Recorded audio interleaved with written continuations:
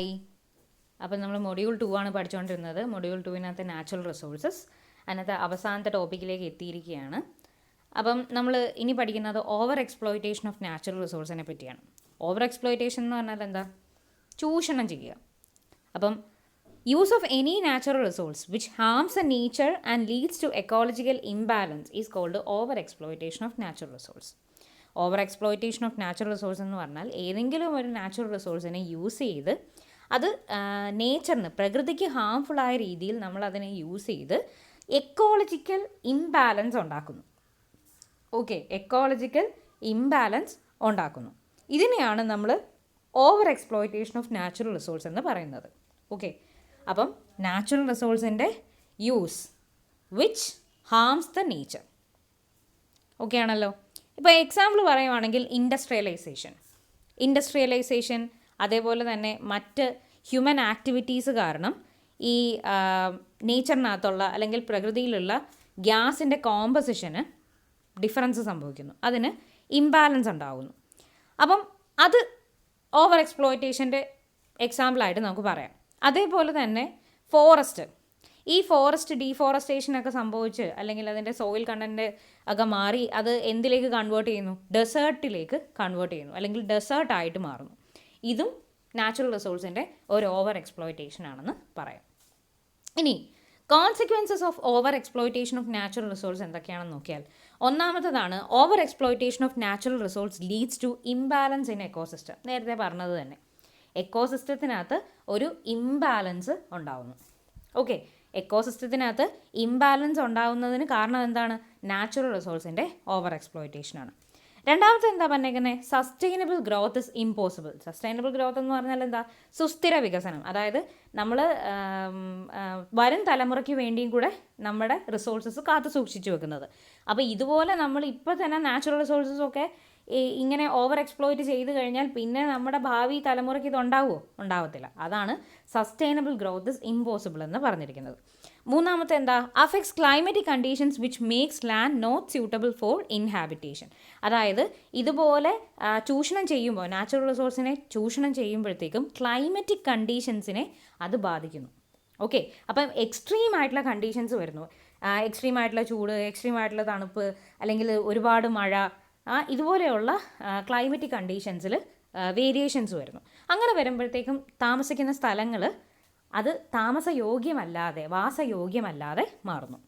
അടുത്തതാണ് causes disasters like earthquake, flood, tsunami etcetera. അതായത് ഇതുപോലെയുള്ള ഭൂചലനം, പിന്നെ വെള്ളപ്പൊക്കം, സുനാമി പോലെയുള്ള ഡിസാസ്റ്റേഴ്സ് ഉണ്ടാവാൻ കാരണമാകുന്നു. പിന്നെ അഫക്റ്റ് ഇൻഡസ്ട്രിയൽ ഗ്രോത്ത്. ഇൻഡസ്ട്രിയൽ ഗ്രോത്തിനെയും ഇതെന്ത് ചെയ്യുന്നു? അഫക്റ്റ് ചെയ്യുന്നുണ്ട്. Leads to the formation of desert. നേരത്തെ പറഞ്ഞതുപോലെ തന്നെ ഫോറസ്റ്റ് എന്തായി മാറുന്നു? ഡെസേർട്ടിലേക്ക് കൺവേർട്ട് ചെയ്യുന്നു. പിന്നെ it causes the melting of ice in polar region, making low lying and coastal areas not suitable for human settlement. മഞ്ഞ് ഉരുകി മാറുന്നു. പോളാർ റീജിയനിലുള്ള മഞ്ഞ് ഉരുകുമ്പോഴത്തേക്കും ബാക്കിയുള്ളതെല്ലാം വെള്ളത്തിനടിയിലാവും. ഓക്കെ, അപ്പം അതും ഓവർ എക്സ്പ്ലോയിറ്റേഷൻ്റെ കോൺസിക്വൻസിൽ പറയുന്നതാണ്. Leads to air pollution and water pollution which affects the health of inhabitants. ജനങ്ങൾക്ക് എയർ പൊല്യൂഷനും വാട്ടർ പൊല്യൂഷനും ഉണ്ടാകുന്നു. ഓക്കെ, അപ്പം വായു മലിനീകരണവും അതേപോലെ ജലമലിനീകരണവും ഉണ്ടായാൽ എന്ത് സംഭവിക്കും? അത് ജനങ്ങളുടെ ഹെൽത്തിനെ, ജനങ്ങളെന്നല്ല ജീവജാലങ്ങളുടെ ഹെൽത്തിനെ അത് സാരമായി ബാധിക്കുന്നു. ഓക്കെ, അപ്പം ഇത്രയുമാണ് നാച്ചുറൽ റിസോഴ്സിൻ്റെ ഓവർ എക്സ്പ്ലോയിറ്റേഷനിൽ വരുന്ന കോൺസിക്വൻസസ് എന്ന് പറയുന്നത്. അപ്പോൾ ഇത്രയേ ഉള്ളൂ ഓവർ എക്സ്പ്ലോയിറ്റേഷൻ ഓഫ് നാച്ചുറൽ റിസോഴ്സിൽ പറയാനുള്ളത്. അടുത്തതാണ് കൺസർവേഷൻ ഓഫ് നാച്ചുറൽ റിസോഴ്സ്. എങ്ങനെ നമുക്ക് നാച്ചുറൽ റിസോഴ്സിനെ കൺസേർവ് ചെയ്യാം? Conservation of natural resource is the management of resource in such a manner that benefits accrue to the largest number of people for the longest possible time without harming the natural or ecological balance. അതായത് നമ്മളൊരു റിസോഴ്സിനെ manage ചെയ്യുന്നു. എങ്ങനെ? അതിൻ്റെ benefit maximum number of ആൾക്കാരിലേക്ക് എത്തുകയും വേണം, അതേപോലെ തന്നെ പെട്ടെന്ന് എത്തുകയും വേണം. പക്ഷേ എന്ത് സംഭവിക്കാൻ പാടില്ല? എക്കോളജിക്കൽ ബാലൻസ് അല്ലെങ്കിൽ നാച്ചുറൽ എക്കോളജിക്കൽ ബാലൻസിനെ അത് എന്ത് ചെയ്യാൻ പാടില്ല? ഹാം ചെയ്യാൻ പാടില്ല. അതിന് ബാധിക്കാത്ത രീതിയിൽ വേണം നമുക്ക് നാച്ചുറൽ റിസോഴ്സിൻ്റെ ബെനിഫിറ്റ്സ് കിട്ടാൻ. ഇതിനെയാണ് നമ്മൾ കൺസർവേഷൻ ഓഫ് നാച്ചുറൽ റിസോഴ്സ് എന്ന് പറയുന്നത്. വേറൊരു രീതിയിൽ പറയുവാണെങ്കിൽ it aims to consume intelligently how to satisfy the needs of current generation as well as leave behind sufficient resources to meet the demands for future. അതായത് നമ്മൾ വളരെ എങ്ങനെ നമുക്ക് ഈ നാച്ചുറൽ റിസോഴ്സസിനെ ഇൻ്റലിജൻ്റ് ആയിട്ട് യൂസ് ചെയ്യാം. അപ്പം നമ്മൾ യൂസ് ചെയ്യുമ്പോൾ നമ്മുടെ ആവശ്യങ്ങൾ നിറവേറണം, കറണ്ട് ജനറേഷൻ്റെ ആവശ്യങ്ങൾ നിറവേറണം, ശരിയാണ്. പക്ഷേ ഫ്യൂച്ചർ ജനറേഷനും അത് സഫിഷ്യൻ്റ് ആയിട്ടുള്ള റിസോഴ്സ് അവിടെ ഉണ്ടാവണം. ആ രീതിയിൽ വേണം നമ്മൾ യൂസ് ചെയ്യാൻ. അപ്പോൾ നമ്മൾ നോക്കിയും കണ്ടും വേണം, ഇൻ്റലിജൻ്റ് ആയിട്ട് വേണം നമ്മൾ ആ നാച്ചുറൽ റിസോഴ്സിനെ കൺസ്യൂം ചെയ്യാൻ. അത് കൺസർവേഷൻ എന്ന് പറയും. ഓക്കെ, നാച്ചുറൽ റിസോഴ്സിൻ്റെ കൺസർവേഷൻ എന്ന് അതിനെ പറയും. അപ്പം ആദ്യത്തേതാണ് സോയിൽ കൺസർവേഷൻ. സോയിലിനെ എങ്ങനെ കൺസർവ് ചെയ്യാം? പല മെത്തേഡ്സ് ഉണ്ട് സോയിൽ കൺസർവേഷന്. ഇപ്പം നമ്മളൊരു ഗുഡ് പ്ലാൻ കവർ മെയിൻറ്റെയിൻ ചെയ്യുക, അതേപോലെ അഫോറസ്റ്റേഷൻ. മെയിനായിട്ട് കാണപ്പെടുന്ന സോയിൽ കൺസർവേഷൻ എന്ന് പറയുന്നത് എന്താ? അഫോറസ്റ്റേഷനാണ്. ഓക്കെ, ചെടികൾ വെച്ച് പിടിപ്പിക്കുന്നത് തന്നെയാണ് സോയിൽ കൺസർവേഷൻ്റെ ഏറ്റവും വലിയ മെത്തേഡ് എന്ന് പറയുന്നത്. ഓക്കെ, അടുത്തതാണ് ഫോറസ്റ്റ് കൺസർവേഷൻ. ഫോറസ്റ്റ് കൺസർവേഷൻ എന്ന് പറയുമ്പോഴത്തേക്കും development, utilisation and conservation of forest resources are included in forestry. ഡെവലപ്മെൻറ്റും ഉണ്ടാവണം, അതേപോലെ തന്നെ യൂട്ടിലൈസേഷനും ഉണ്ടാവണം, പിന്നെ എന്തും ഉണ്ടാവണം? കൺസർവേഷനും ഉണ്ടാവണം. ഈ ഫോറസ്റ്റ് റിസോഴ്സിനെ ഈ 3 സംഭവങ്ങളും എന്തിനകത്ത് ഇൻക്ലൂഡഡ് ആണ്? ഫോറസ്ട്രിയിൽ ഇൻക്ലൂഡഡ് ആണ്. അപ്പം ഗവൺമെൻറ്, ഇന്ത്യ ഗവൺമെൻറ് ഇതുപോലെ ഫോറസ്റ്റ് കൺസർവേഷൻ വെച്ചിട്ട് 1952 ഒരു ഫോറസ്റ്റ് പോളിസി കൊണ്ടുവന്നിട്ടുണ്ട്. അത് വെച്ചിട്ട് എവിടൊക്കെ പോസിബിളാണോ, ഏതൊക്കെ സ്ഥലങ്ങളിൽ പോസിബിളാണോ അവിടെ എല്ലാം മരങ്ങൾ, അതായത് ചെടികൾ വെച്ച് പിടിപ്പിക്കണം എന്നുള്ളതാണ്. ഓക്കെ, ഇപ്പോൾ കൺട്രിയുടെ ടോട്ടൽ ഏരിയയുടെ 30% എന്ന് പറയുന്നതും ഫോറസ്റ്റ് ഏരിയ ആക്കണമെന്നുള്ളതാണ് ഗവൺമെൻറ്റിൻ്റെ പ്ലാൻ എന്ന് പറയുന്നത്, അല്ലെങ്കിൽ പോളിസി എന്ന് പറയുന്നത്. അതാണ് ഫോറസ്റ്റ് കൺസർവേഷനിൽ പറഞ്ഞിരിക്കുന്നത്. അടുത്തതാണ് wild life conservation. Wild life conservation എന്ന് പറഞ്ഞു കഴിഞ്ഞാൽ ഇപ്പം തന്നെ നോക്കുകയാണെന്നുണ്ടെങ്കിൽ പല സ്പീഷീസ്, അതായത് മാമൽസ് ഉണ്ട്, ബേർഡ്സ് ഉണ്ട്, റെപ്റ്റൈൽസ് ഉണ്ട്, ഇതെല്ലാം എന്ത് ചെയ്തുകൊണ്ടിരിക്കുകയാണ്? ഡിക്രീസ് ചെയ്തുകൊണ്ടിരിക്കുകയാണ് ഇതിൻ്റെ നമ്പർ, അല്ലെങ്കിൽ പോപ്പുലേഷൻ എന്ന് വെച്ചാൽ എൻഡേഞ്ചേർഡ് ആയിക്കൊണ്ടിരിക്കുകയാണ്, അല്ലെങ്കിൽ എക്സ്റ്റിങ്ക്റ്റ് ആയിക്കൊണ്ടിരിക്കുകയാണ്.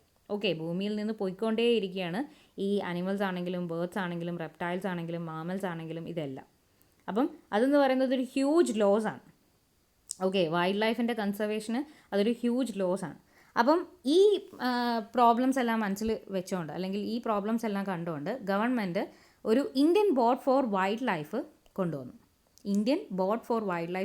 1952 അതിൻ്റെ ഒബ്ജക്റ്റീവ് ഇതാണ്: വൈൽഡ് ലൈഫിൻ്റെ കൺസർവേഷനും പ്രൊട്ടക്ഷനും. വൈൽഡ് ലൈഫിൻ്റെ കൺസർവേഷനും പ്രൊട്ടക്ഷനും വെച്ചിട്ട് ഇന്ത്യ ഗവൺമെൻറ് കൊണ്ടുവന്നതാണ് Indian board for wild life 1952. അതുപോലെ തന്നെ വൈൽഡ് ലൈഫ് പ്രൊട്ടക്ഷൻ ആക്റ്റും ഉണ്ട് 1972. അതും വൈൽഡ് ലൈഫിൻ്റെ കൺസർവേഷന് വേണ്ടിയുള്ളതാണ്. 1972 കൊണ്ടുവന്ന ആക്റ്റാണ് വൈൽഡ് ലൈഫ് പ്രൊട്ടക്ഷൻ ആക്ട്. അപ്പോൾ ഇതാണ് വൈൽഡ് ലൈഫ് കൺസർവേഷനിൽ പറയാനുള്ളത്. അടുത്തതാണ് മിനറൽ കൺസർവേഷൻ. മിനറൽസ് എന്ന് പറഞ്ഞാൽ അറിയാമല്ലോ, നോൺ റിന്യൂവബിൾ റിസോഴ്സ് ആണ് മിനറൽ എന്ന് പറയുന്നത്. ഓക്കെ, അപ്പം നമുക്ക് വളരെയധികം അത്യാവശ്യമായിട്ടുള്ള ഒന്നാണ് മിനറൽ എന്ന് പറയുന്നത്. അപ്പം മിനറൽസ് എത്രമാത്രം ഉപയോഗിക്കുന്നുണ്ടോ അത്രയും നമ്മളതിനെ എന്തും ചെയ്തു പോകണം? സൂക്ഷിച്ച് ഉപയോഗിക്കുകയും ചെയ്യണം. അതായത് അതിനെ കാത്തു സൂക്ഷിച്ച് വേണം വെക്കാൻ. അപ്പം മിനറൽസ് ഉപയോഗിക്കുന്നതിൻ്റെ കൂടെ ഇതിനകത്ത് കൂടുതൽ പറയുന്നതെന്ന് വെച്ച് കഴിഞ്ഞാൽ, ഇപ്പം നമ്മളൊരു സ്ഥലം മൈൻ ചെയ്യുകയോ അല്ലെങ്കിൽ ഒരു മിനറലിന് വേണ്ടി അവിടെ മൈൻ ചെയ്യുകയാണെന്നുണ്ടെങ്കിൽ, അല്ലെങ്കിൽ മൈനിങ് ഓപ്പറേഷൻസ് ചെയ്യുകയാണെന്നുണ്ടെങ്കിൽ ആ ഏരിയ അഫക്റ്റഡ് ആവുകയാണ്.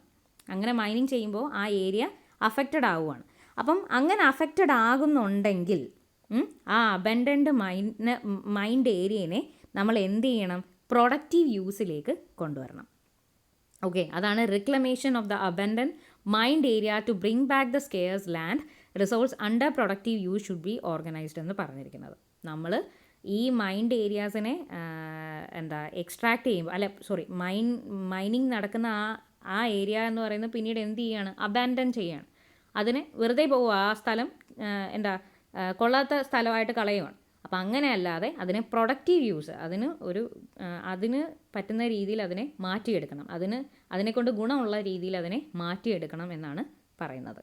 അതേപോലെ തന്നെ ഈ മൈനിങ് ഓപ്പറേഷൻസിൻ്റെ ബൈ പ്രോഡക്ട്സ് ഉണ്ടല്ലോ, അത് എൻവയൺമെൻറ്റ് ഫ്രണ്ട്ലി ആയിട്ടുള്ള മെത്തേഡിൽ, അല്ലെങ്കിൽ എൻവയൺമെൻറ്റിന് സേഫ് ആയിട്ടുള്ള മെത്തേഡിൽ വേണം നമ്മൾ ഡിസ്പോസ് ചെയ്യാൻ.